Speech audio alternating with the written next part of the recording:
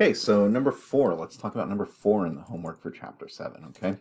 So number 4, um, what they're asking us. Remember, I always tell you, number 1, just start with what they're asking us. What are they asking us? What is the gain or loss? Okay, so we know we're going to need a couple of things, right? We know we're going to need the purchase price, right? What we paid for it. This is also the historical cost, right? We're going to need the sales price or our proceeds. And we're going to need to know our accumulated depreciation. We're also going to need to know our book value. Okay, so let's see how many of these they give us inside of this problem. So they tell us right here we sold equipment for $16,000. That's our sales price. Okay.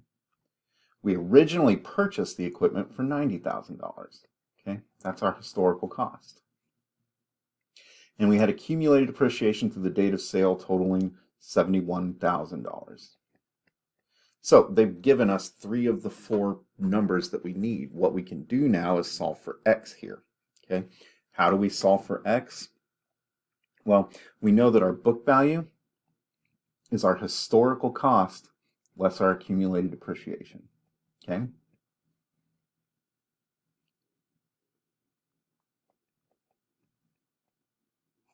It's going to give us $19,000. Okay. So now we know our book value is $19,000. Now, how do we find our gain or our loss?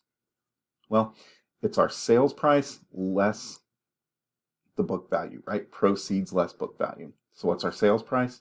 $16,000. What's our book value? $19,000. Okay. That's going to give us negative $3,000. If it's negative, it's a loss, right?